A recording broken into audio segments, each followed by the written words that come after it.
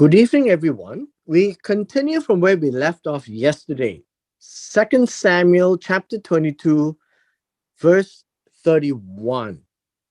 Now, remember, please bear in mind when we read 2 Samuel chapter 22, it is really a song of thanksgiving, a song by David that reflects his feelings, his experiences, his encounters with God, as he describes how God saved him, as how he describes his relationship with God, how God looks at him, and how he reflects on his situations that God has taken him through. And so now we continue with chapter 22, verse 31, and he discusses about God. Verse 31, it says this: As for God, his ways is blameless. The word of the Lord is refined. He is a shield to all who take refuge in him. Now, remember in the song, you find that we need to look at the words in a literal manner, and then we take a look at the imagery these words represent. And the imagery is what is told to us for the meaning of the song. So, like songs today, you find that uh, for most part, especially when you've got an artistic license to say things that is more symbolic and figurative, in the Hebrew sense of a song, you find that the Hebrew songs are literal in its words, but it is the imagery that it conjures that is bringing its meaning. Very similar, I think, to ancient Chinese as well. So now he talks about God. As for God himself, his way, his approach, his methods, right? His methods, his ways, his methods, his approach. Now, all of these is about how God conducts himself along the way. So, if you understand that, for example, the Israelites were in the wilderness for 40 years, and we call that 40 years a journey, and that's the way, right? The path, and God led them on that path through the pillar of cloud. And as the pillar of cloud moved, they walked, and when it stayed, they rested. And what it conjures to us in terms of way will be how God has taught them in what God has decided, how God reacted, how God reflected, how God provided. That is his way. How God deal with David. It says that his way is blameless. Now, this word is tamim. Again, you find that his way is complete, his way is perfect. There's nothing short, right? Uh, it is unimpaired, which is why we translate it as blameless, right? Uh, and it is entire. It is not in part. You find this word in, say, Psalm chapter 19, verse 7.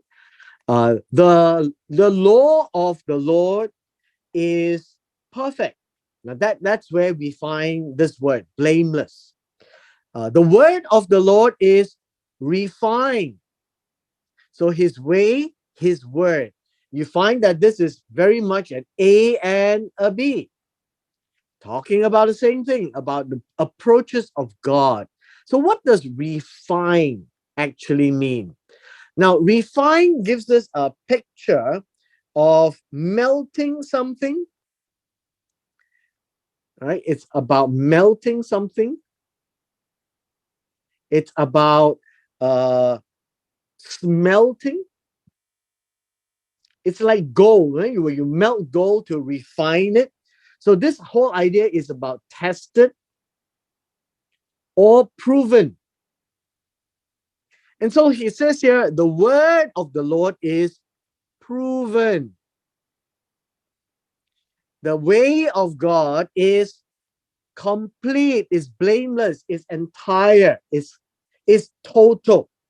And so what you find is that what God conducts, the conduct of God is blameless. The conduct of God is proven. What he says, he will do.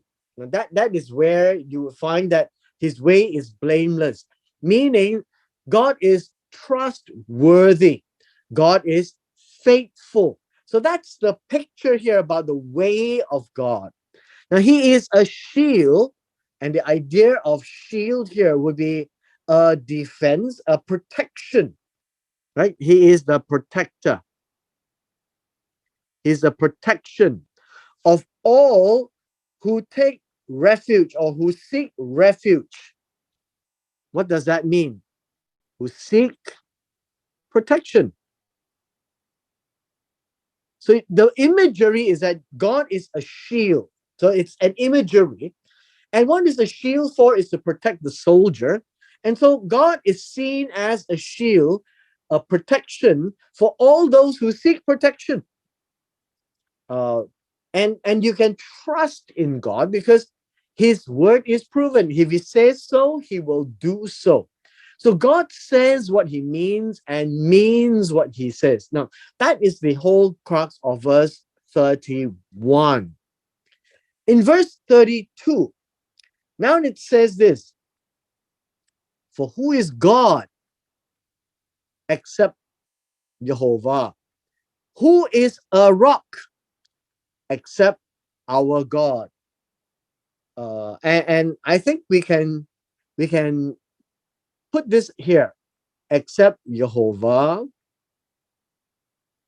except our uh, Elohim. So these two are synonyms if you look at it, and you're talking about that God is dependable. Right? God is dependable. What is Elohim? Mighty one who can defend.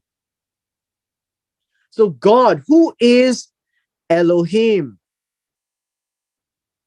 except well, in this case, I think this would be a singular. Who is El? Except Jehovah. Who is Sur? The idea here is a cliff, right? A hill. Except our God. So he is dependable to protect. That's all it's trying to say. And David is fully cognizant of who God is, because in his life he had many battles, and in those battles he has come to know his God. His God is mighty. His God is dependable. The rock doesn't move. The rock doesn't change. For who is El except Jehovah? Who can you depend on? And that is what this means. Next verse, verse 33. God is my strong fortress, and he sets the blameless on his way. So again, the next part here is El. El is my strong fortress. Means that, well, the word fortress, you find that it is a refuge, a stronghold. You find that it's a place of protection, strong protection. So El is my strong fortress. And what have you seen? You've seen the correlation, right? between 32 and 33, a rock, strong fortress. And then it says he sets the blameless on his way. Now, again, you need to understand the blameless. This would be the one who is perfect, who is complete. Now, does it mean that he has never sinned? No, not at all. It means that this person is right with God. There is nothing at this point in time that God can point out his faults. And he sets the blameless on his way. Uh, the the the idea of set, I think here is that he he lets loose. He lets loose. He unbinds. Right? These are all good words. The perfect on his way. Basically, God is paving a clear way, a clear path for the one who is right with God, for the one who has done nothing wrong before God. And so David sees himself as one. And so he's talking about himself that he can depend on God, and God leads him on in clear paths because he sees himself as one who is blameless before God. Now, again, since yesterday, I had mentioned that while we have read some of the low points of David, at this point in time, David is reflecting, not wallowing in his mistakes, but he has moved on because God has forgiven him, and he carries on to be man after God's heart, to act on everything that God has told him to do. And so, with that perspective, David is blameless. Verse 34, it says that he makes my feet like deers. I think we may need to have a little discussion here, and sets me on my high places. So let me just break this down for us. What does that mean? See, he makes my feet like deer's feet. And what does this actually mean? This would actually be with reference to the hind legs. And this is a pair, right? This is a dual, it's a pair of hind legs that is used for jumping. So this gives us an imagery of a deer or a goat, in this case, a deer. And a deer or a doe here, it's the idea here um, of deer in the plural, right? Deer in the plural. It's like their hind legs, and they use it to leap. And as it leaps, the deer jumps to high places, to places, uh, well, basically, if you have a hill and you have the deer, right?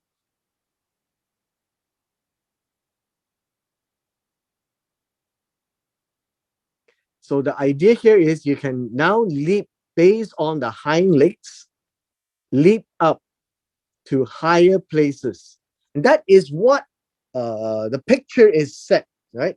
It's not God lifting him up, but he sees himself as uh, having some supernatural powers like Superman. And remember, this is all an imagery in his mind.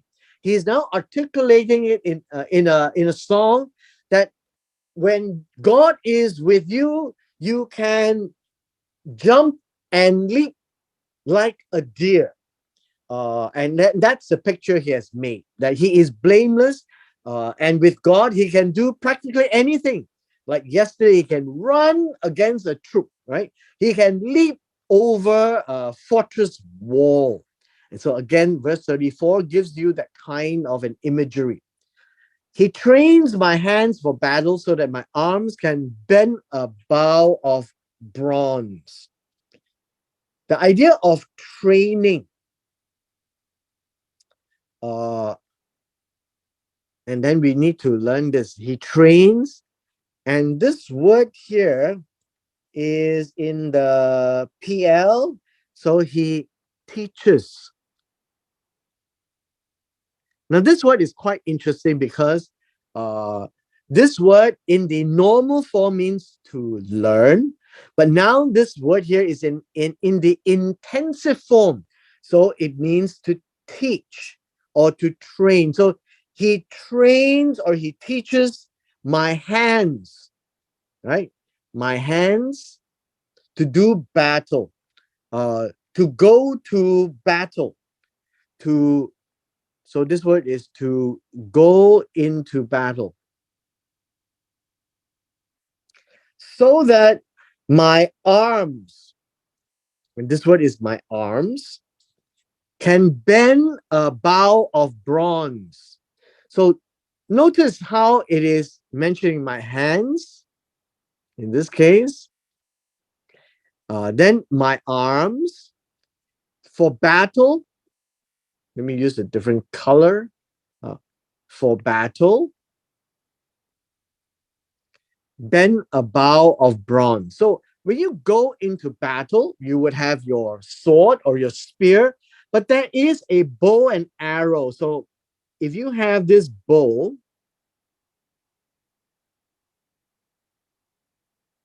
and if this is made of bronze, it means that it is very rigid.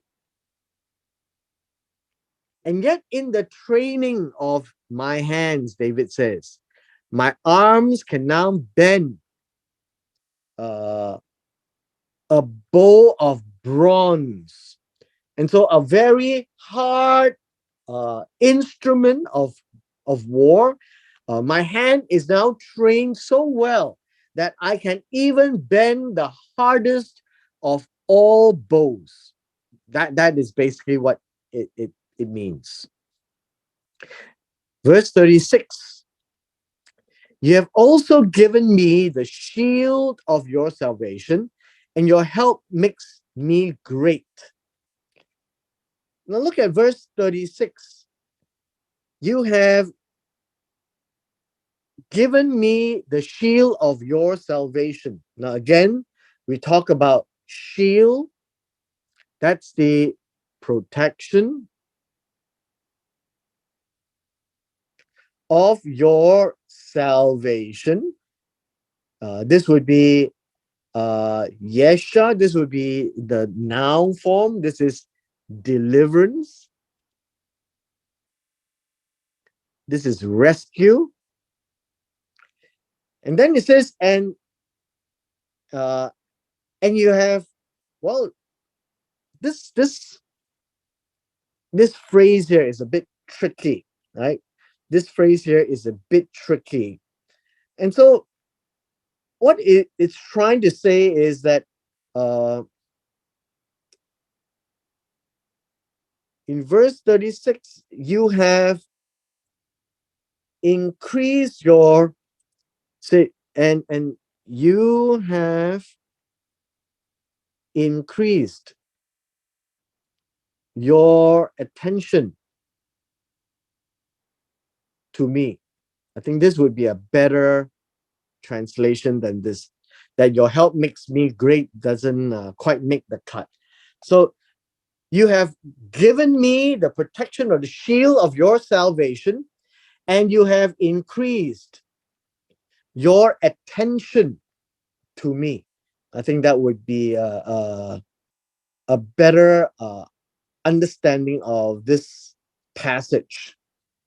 And basically, it tells us that increase your attention to me uh, tends to give us a picture that this is God's character to be seen, right? To be seen in David. I think that would be something which this verse is trying to say. And you have increased your attention to me. You have increased your character uh, in me. And as you can see from this text that he has written as a song, you can also see the humility of David in this song.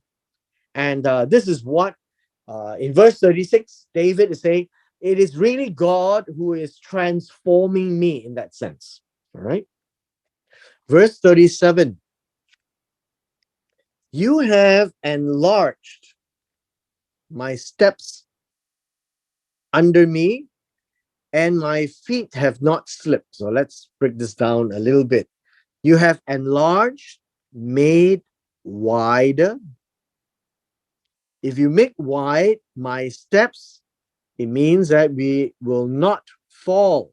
It is more stable from under me. And my feet. Now, this word is not feet, this word is ankle. And my ankle have not slipped.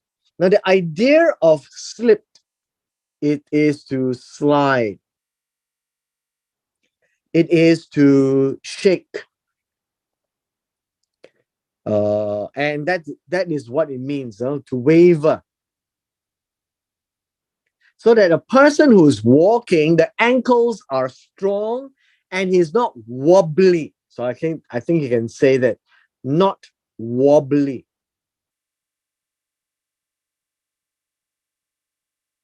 And so you will find that these two is an A and a B.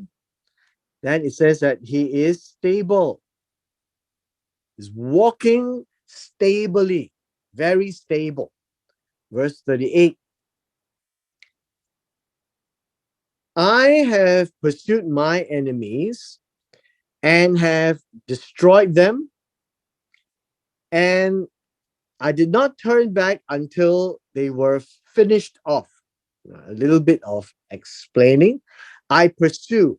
I chase them. I think you can use that. I chase them.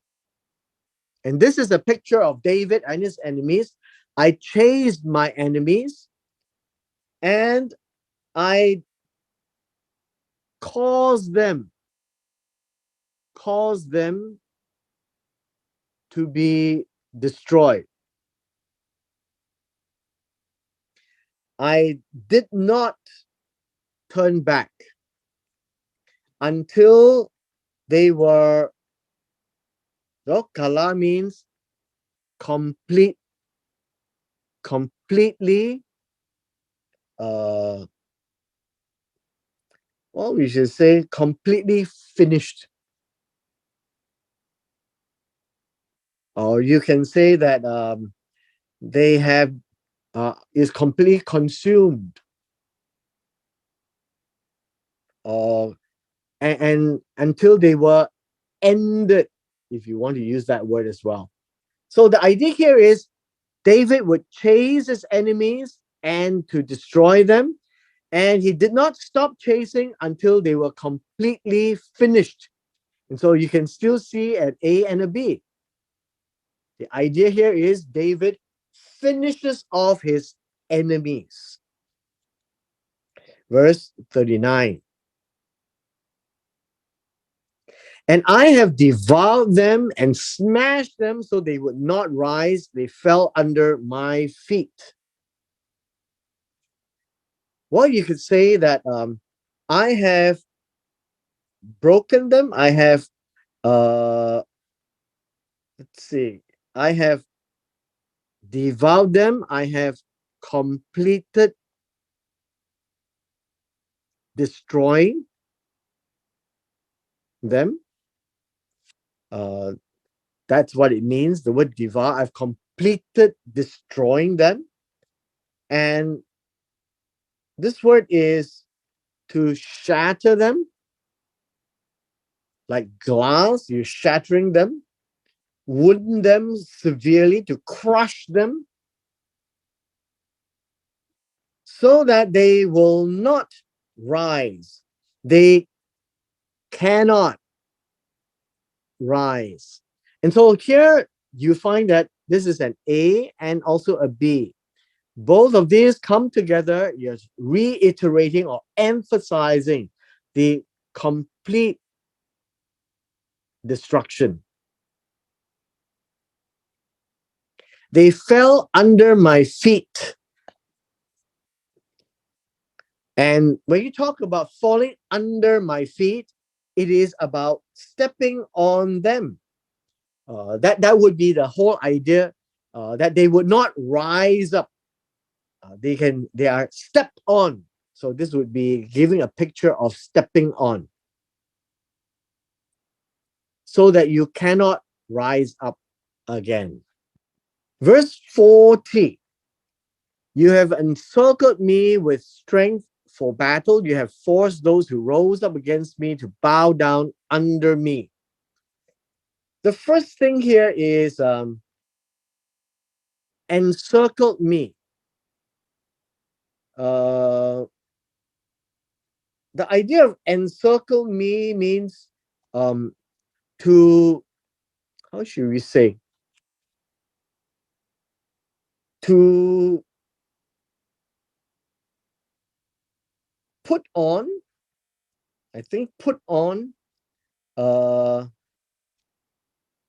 this word encircle, it actually means to encompass,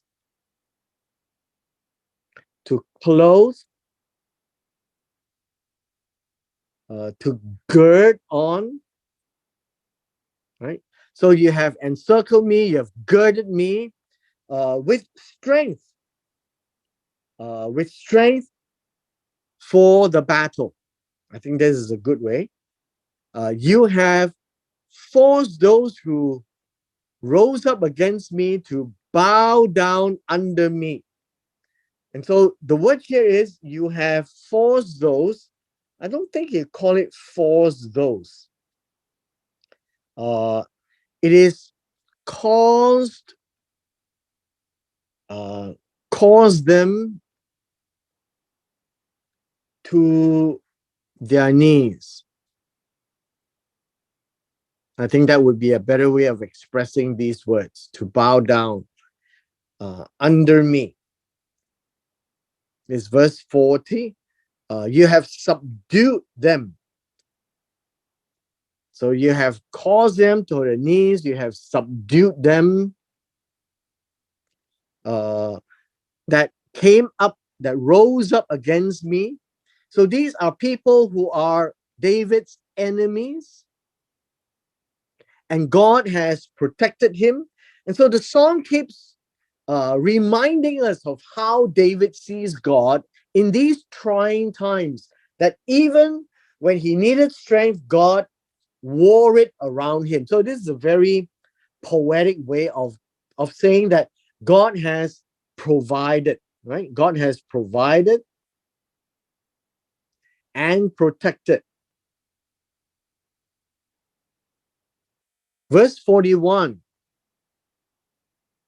You have also made my enemies turn their backs to me, and I destroyed those who hate me.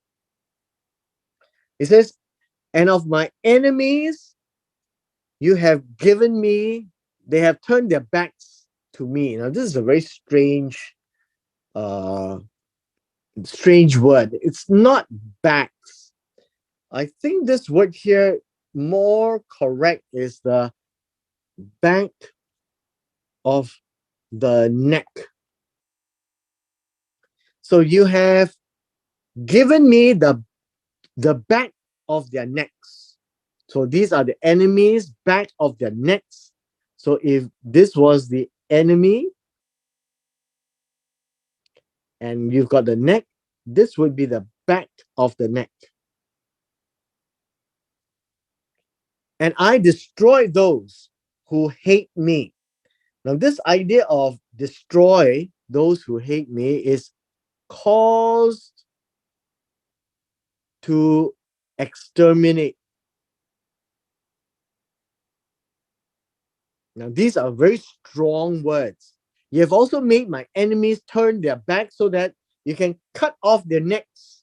And I destroyed all of those who hate me, that I may cut them off. So the whole idea here is that he can cut their necks. Verse 42.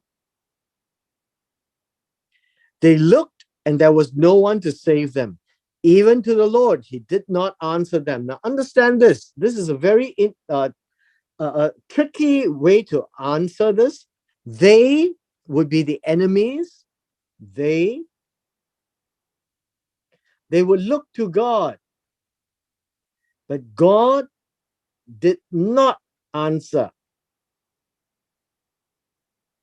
That is what it means, right? So God will not save them. And so this is a picture of verse 42, that David is very sure that these enemies of his will never see the help of God. 43. Then it says, I pulverize them as the dust of the earth, as I crush and trample them like the mud of the streets. Now, the idea of pulverize, this is a picture, by the way. The picture is to, how should we say, to beat fine into dust. That is what it means, pulverize. You beat it down until it becomes dust. So I pulverize them, would be the enemies. They call out to God, God won't answer. David says, I then crush them like dust of the earth. And then I crush and stamp down on them.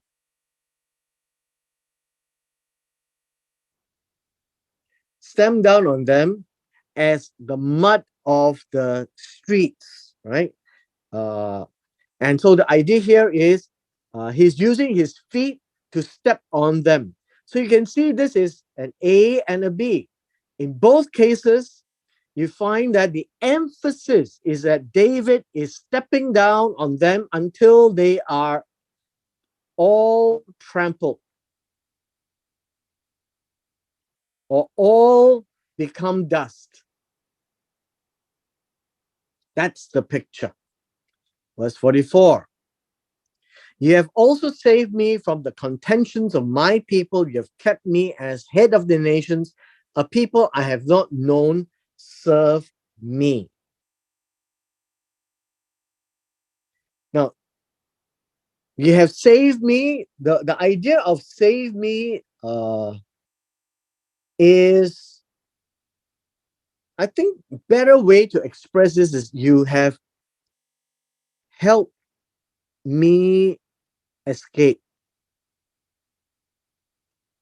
Right? You have helped me escape from the contenders. The word of is amongst my people. Who are the contenders? People who sought to kill David. And then you have kept me as the head of the nations. This word here is to preserve. After all that David has gone through, he can see that God has preserved him as the head, literally the head of the nations, or of nations. I won't say it's the here, of nations. A people I have not known serve me. And you find that this is a picture that God has protected him and have brought the Philistines under subject. And so in the previous chapter, we read of all the battles that he has gone through, and in chapter 22 discusses how it was so successful. However, uh, David is fully aware. Foreigners pretend to obey me. As soon as they hear, they obey. What does that mean? Now, this word here, foreigners pretend to obey me. Uh, this word here literally means uh, feign obedience. It also means to deceive because of in pretense. If you get this picture, all these are all these people are afraid of David, and so they would say what David wants to hear, but in actual fact, they have no intention, and that's what it means. These foreigners, the son of the foreigners, right? The sons of the foreigners, these are the aliens, non-Israelites. They pretend to obey, but they are pretending only, right? And it says here, as soon as they hear, or as soon as their ears hear, they listen to me. The word obey is listen. So they hear, then only they obey. Otherwise, they don't think much about David. And that is his understanding of the non-Israelites that's living in their midst. Verse 46. Again, these the foreigners or the sons of aliens lose heart. Now, the idea of lose heart gives us um, this idea here that it's not so much as lose heart; they will wither.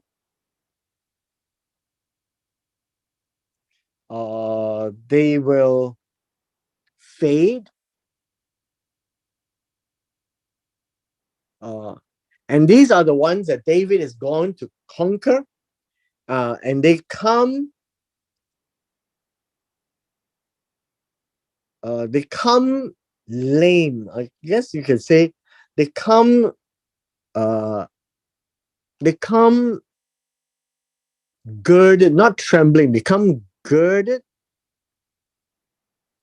You can also say that bandaged. I think this is a good word to use. They bandage. They come out bandaged out of their fortresses. The idea of fortresses is their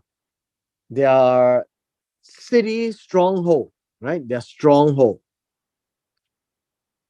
And this is given a picture how David is conquering the various walled cities. Verse 47. The Lord lives, blessed be my rock, and exalted be my God, the rock of my salvation. What does this mean in the Hebrew? It says, the Lord lives. So Jehovah is alive. He is a living God. And blessed be my rock, right? My rock is my cliff, my hill. Remember what we said about that? This would be your protection. And exalted be, uh, exalted be my God, right? This is correct. My El. Exalted be is to be high or lift high. Lift high, my God, the rock of my deliverance. Verse 47. Verse 48. the God who executes vengeance for me and brings down peoples under me. So he sees God as the one who takes vengeance. So understand this, the vengeance belongs to God. God gives. God gives, right? Vengeance. We have seen that in the case of Joab, he has taken vengeance. But here, David understands that vengeance belongs to God and God will give. And then he says, he brings down peoples under me. Now, the idea of bring down people, this is to cause them to bow down. Cause peoples to bow down, right? To bow down under me.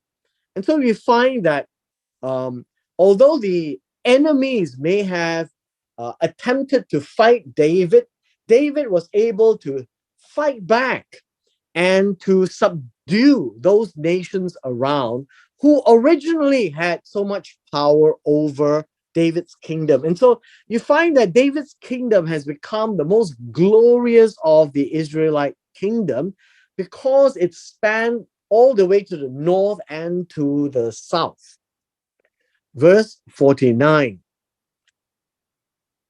The idea in verse 49 says that, and that brings me out, who brings me out from my enemies. This is an idea of deliverance. You also raise me above those who rise against me. This is about protection, setting apart, so that the others will know that God is with David. And finally, you rescue me from the violent person, from the violent man. The idea of violence in this case is Hamas. It actually does mean violence. These are the ones who is cruel, unjust, and they do violence. They oppress. And so God says, he says, God, he has delivered me. So the idea of deliver me is to snatch me away.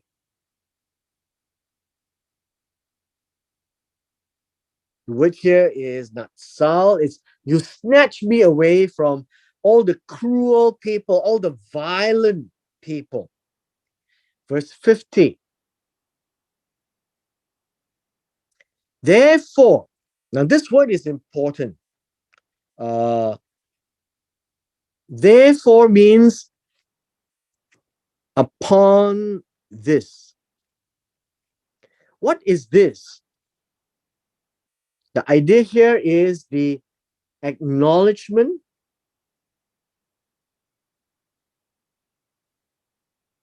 of who God is and how he saved David. No, this whole song is about how great is God, how he has saved David, and what God does and how God treats people. It says, because of all this, therefore, says here, I will give thanks to you, Lord, among the nations, and I will sing praises to your name. So it says here, I will give thanks to you. Uh, the word give thanks, by the way, comes from the word yada, right? Yada. This is to confess gratitude. You find that in Hebrew, toda is to thank. So give thanks here is yada, which is the root word. for Torah. They're all related. It's to point towards God, to confess gratitude to God. And which God? Jehovah. Very specific. Not just any God. Uh, among the nations. Now, among the nations, this is Goyim. This will be the people around Israel. And I will sing praises, right? Sing praises to your name. Now, the word sing praises is to make music. And this is what David is good for. Zamar is to make music, sing praise. It's to sing things that I think it celebrates God, right? Celebrates your name, God's name. Whose name? Jehovah's name. Now, what about Jehovah's name? Remember, this is Shem. This word is Shem. Name means uh means his fame. All right. It means his character. It means his honor. So this is everything here in name.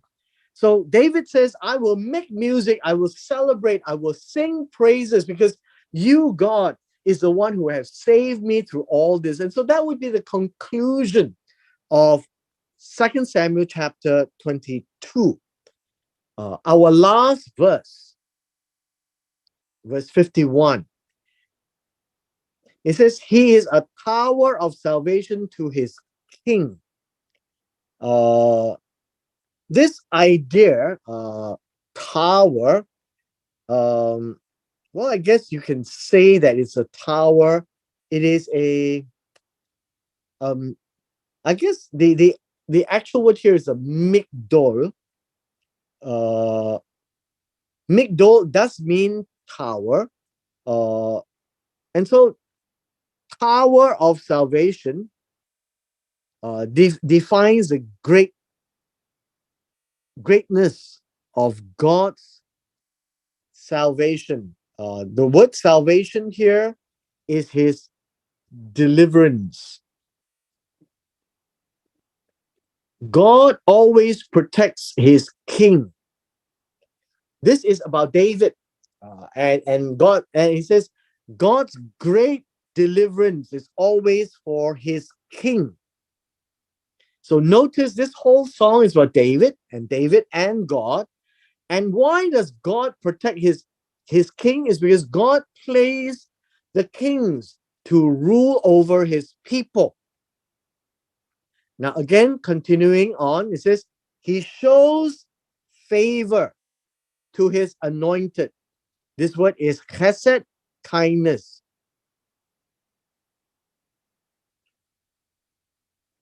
Kindness to his anointed. The anointed is Mashiach. This would be the Mashiach, commonly translated as Messiah. But basically, Mashiach is the anointed. It applies to only a few people. It will be kings, it will be priests. And so Saul was God's anointed, and David acknowledges that and never did hurt Saul, although Saul was trying hard to kill David. And so David now looks at this and says, God will always show kindness to his anointed. Even when David did wrong, God showed kindness to forgive David when he repented. And so all of this about showing favor in the end of the song, it is to David and his seed.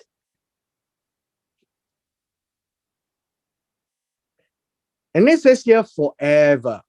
Forever is a long time, right? This is what it means. This is olam.